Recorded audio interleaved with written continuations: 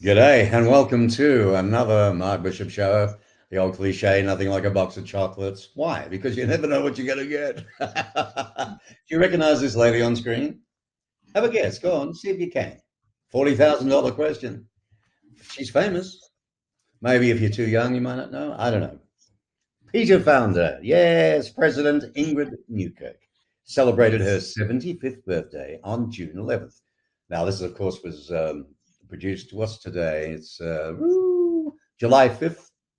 We're talking about June 11th, 2024. That's what's, by the way, congratulations, Ingrid. Happy birthday, belated. Thank you. Still breathing. Yes, you look great. I thought it'd be a great idea to bring her on and have a chat about her agency. Peter's still doing good, marvelous work, many victories for animals. And then maybe we can find out a little more how we can maintain hope.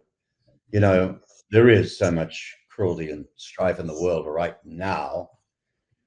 PETA was founded in 1980, and the group's had many landmark victories. Boy, you could be here all day. And including ending the all-car crash tests on animals, persuading nearly every fashion board to go fur-free, and achieving convictions for cruelty to animals in the meat industry, as well as the huge changes in public attitudes. It's an honor to have you on the show. As I said, a belated happy birthday. It was a busy day, your birthday. Anybody else would sit back, relax, maybe with the family, or go to a pub and have a meal, whatever. Oh, no, not Ingrid NewKirk. What were you doing? I've got some slides, so as you start talking, I might show them. I had a celebration of my birthday in Chicago. And Chicago used to be called the butcher to the world. And millions upon millions of pigs, mostly pigs, but other animals, would come through there and be made into hot dogs, bacon, and ham. And actually, children used to be taken through the slaughterhouses on school tours. That's how much things have changed. They'd never be allowed to do that now. Wow. Amazing. But now all those slaughterhouses they're gone. And it's not to say that the meat industry is gone, certainly, but there are shopping malls in their place. I went to Chicago to commemorate those times, but also to celebrate my birthday by driving around a pig truck. It's not a real pig truck, but it looks like one. It has photographs, real photographs, all over the side of a pig transporter. So you can see the faces, the expressions on the faces of each little pig. And it has a soundtrack, so it draws attention. If anyone's walking by, they can't help but hear the actual recording of pigs crying, screaming, squealing. Oh, that's a horrible sound, that is. That's the sound that stays with you, doesn't it? Oh, it really does. I mean, a pig's scream, a pig's squeal is almost ear-shattering.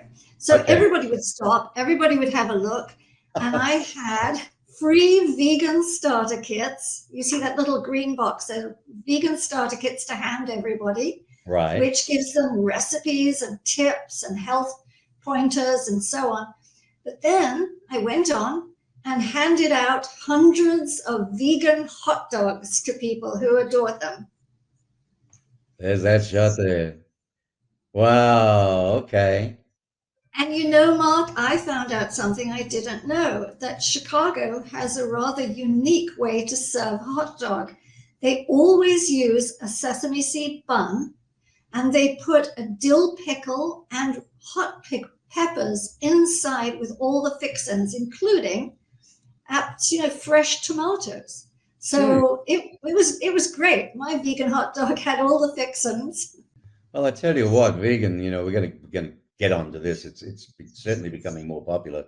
I think I interviewed the president of the company about 6 months ago, up 35% or something or other compared to real meat. But anyway, and here was the other shot with this. What were you actually doing here? Oh, here I'm handing out vegan hot dogs to people. That was my way of celebrating. My mother would have been 100 and something recently, and she loved children, she loved animals. So for her birthday, we gave out 100 free meals to orphans in India outside Delhi. And I thought, well, I'm going to do the same sort of thing for my birthday. We gave out the vegan hot dogs on the street, and people actually came out of the stores near where we'd set up shop to say, "Oh, we're working, but can we have some?" Lots of freebies. Oh, I want to touch on your mum in a minute. Yeah, so look, it looks like a beautiful day you got in Chicago. We were very lucky, very lucky. It was a gorgeous day and people were out on the street. It was very crowded. And we ran out of hundreds of vegan hot dogs in a matter of about 20 minutes. And I thought, Right. oh. So you would call that a very successful promotion then? It was, and there was still time to have a celebratory drink and a meal afterwards that night. That's Yes. good. So you celebrated your birthday. I remember, I want to talk about when the big PETA protest, remember the Ringling Brothers Circus, reinvented itself as a stunning animal-free circus. That was a big scale for you, wasn't it? It was a big scale. We took years and years to get it to that point, because we actually protested every single Ringling Brothers performance all over the United States. And we had different themes. We would have elephants in chains to say stop elephant slavery.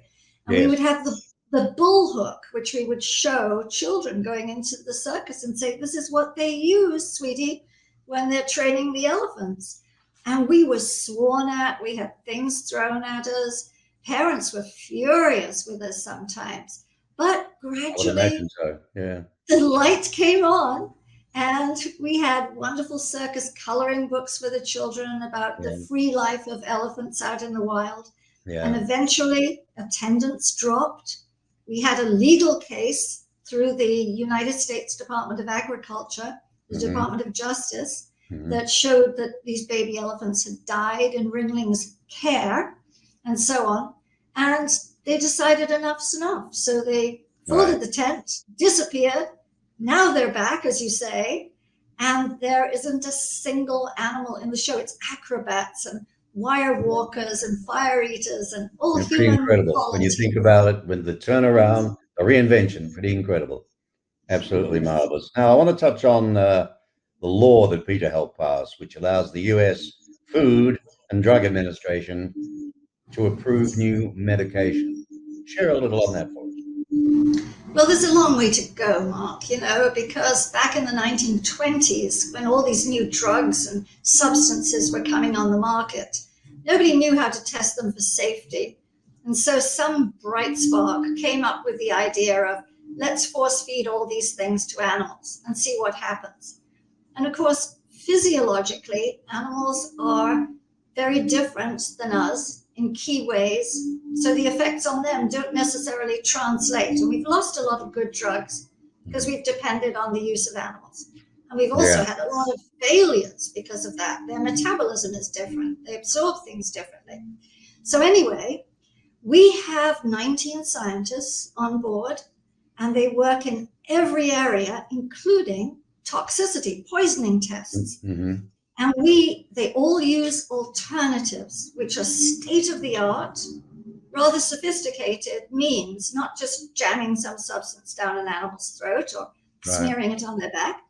And we have been going to these agencies and saying, let us help you modernize. And we are delighted that finally some of these agencies are saying, yes, there is a better way. You don't need the patter of little feet. You don't need to kill animals. And so we're seeing this change now.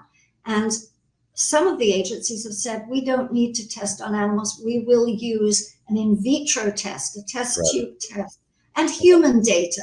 So it's really good. It's a step towards what we want, which in the end is no animals in cages in labs at all. Well, there's been some shocking things when you go back, particularly bringing the monkeys over, what they did to them in the brains and God knows what else. I'm going to touch on a couple of books in a second with you. Of course, I think, what is it now? I think it's the 30th anniversary edition alone of this particular book, Free the Animals. Yes. Right? Yeah. That's fantastic. And there's a forward in there by Wacom Phoenix in the thing as well. But there's something that caught my eye.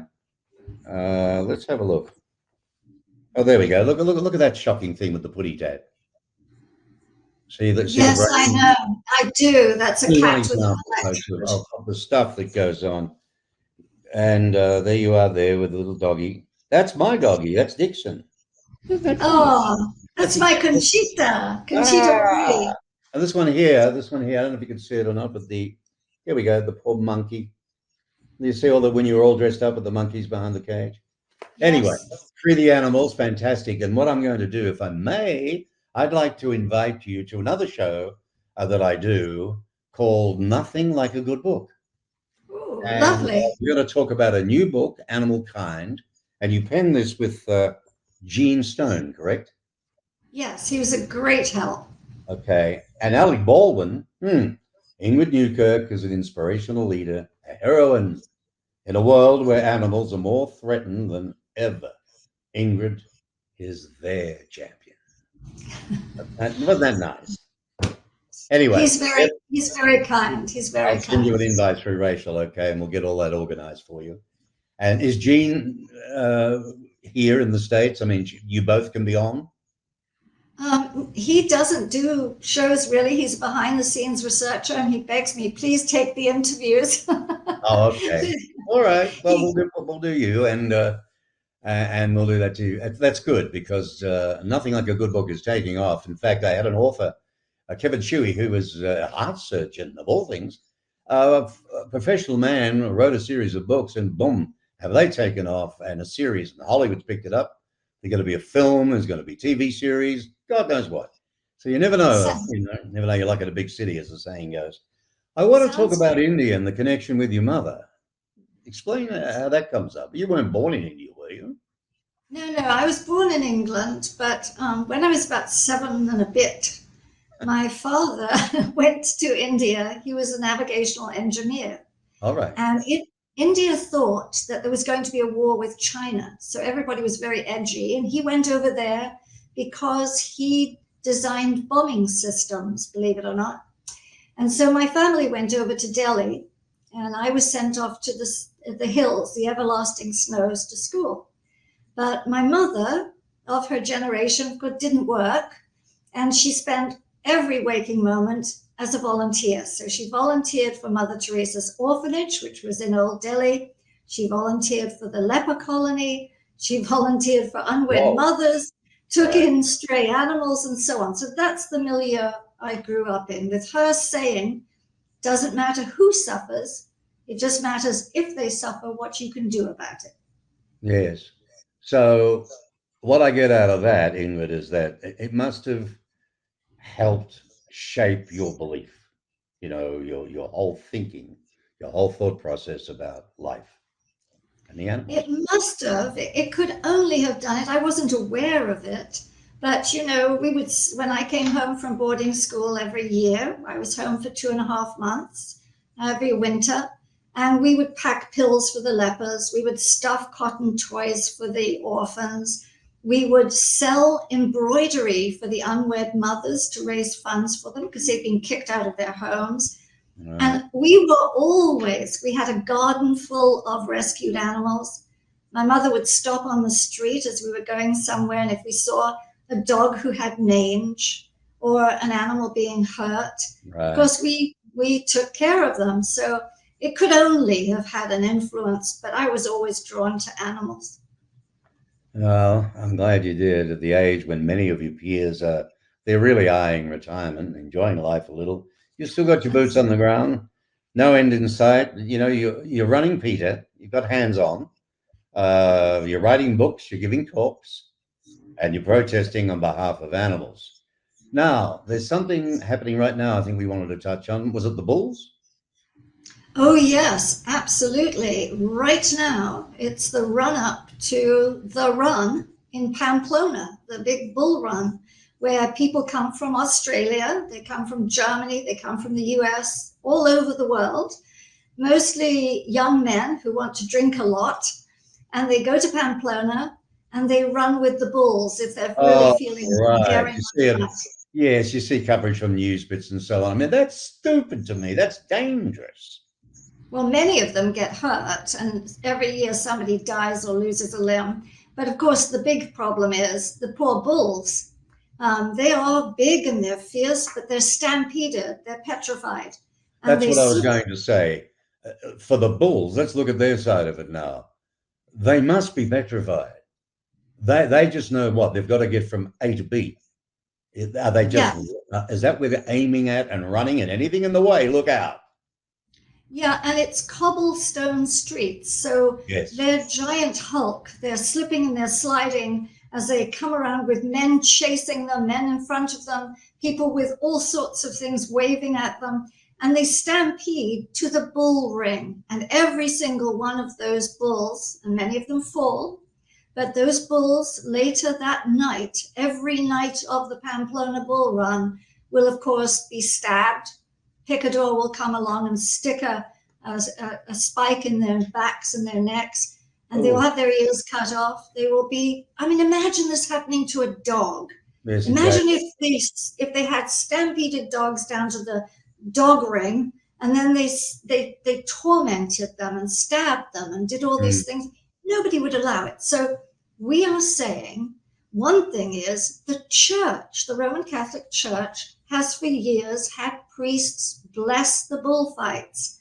And this goes against every tenet of the church. So we Well, there want you the go. church out of it. I mean, there's so many conflicting, religion.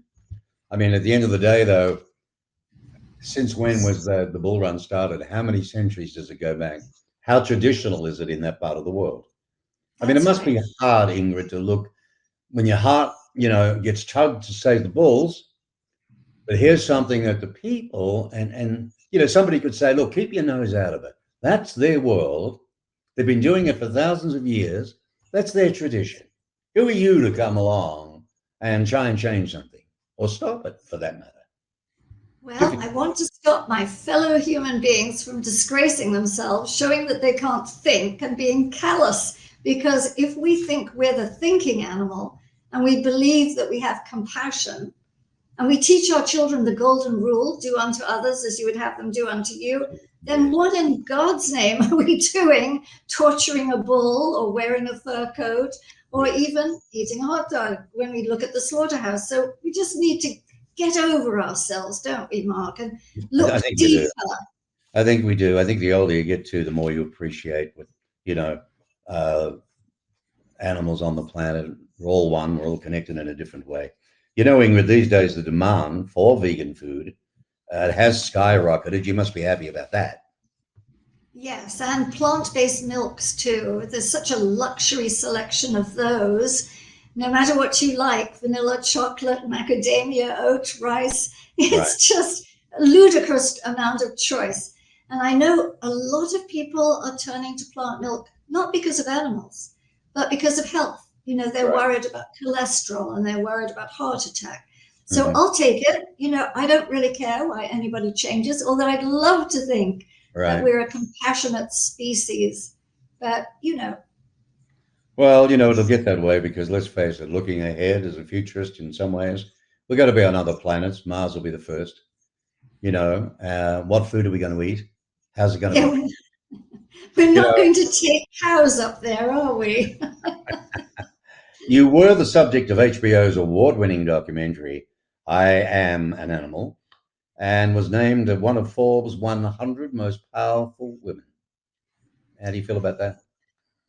Well, I don't know how deeply they looked that I managed to make that list, but it was awfully nice of them. Right. A lot of people watched that HBO documentary. Of course, I would have edited it very differently, but it does impart a message of what goes on in places most people don't see and what my life is like, which hasn't changed since they made it. I'm busy every day doing things that I hope will help people make kind choices. But, life goes on and you just do the best you can do while you're here. Well, PETA.org, you do a lot of things for fundraising, don't you? We do. I'm not a good fundraiser. I'm a good spender, Mark. If somebody sends the money in, I have a long list of animal things that need to be done. Right. And we do investigations, we do litigation, we do demonstrations, we do all sorts of Well, you're going to keep me in tabs. Anything fresh and new, I'd appreciate it first. All right. But Well, on listen, our website, as you just mentioned, our website, tons of new stuff every day. oh, that's yeah, all righty. Well, but I wouldn't have minded some pictures. I mean, just to get the point home, because a pic, tells 1,000 words, but pretty dramatic. The ones of the bulls, pretty sad, but at the same time, getting it right across. If we'd have had some shots of that, I would have put it up. We do have lots of shots that just came in this morning, actually. Oh, there you go. So, well, if you send them to me, what I'll do is I'll do an edit on this, and I'll just put them in. I think we'll put them in as you're talking about that. Okay. Oh, wonderful, So wonderful. talk to Thank you. Rachel and get them to me as quickly as possible. I'd appreciate it. But listen, it's been a pleasure speaking with you. As I said, we'll have you on Nothing Like a Good Book, which will get up on my channel on YouTube soon. But this has the Mark Bishop Show. It has been a lot of audio. There's over 330 or something audio episodes of Fortune 500 executives on the channel. But I'm just starting to really get back into video, and I wanted to have a diversification of interesting and forward-thinking, thought-leading people as good as yourself. So thank you for coming on. I appreciate it. Thank you very much, Mark. Thanks for doing the show. Lovely having you. There we go, ladies and gentlemen. I hope you enjoyed it. Ingrid NewKirk, founder, president, way back in 1980 when it started. If you don't know about it, ask your mum and dad. They'll tell you. I'll see you soon.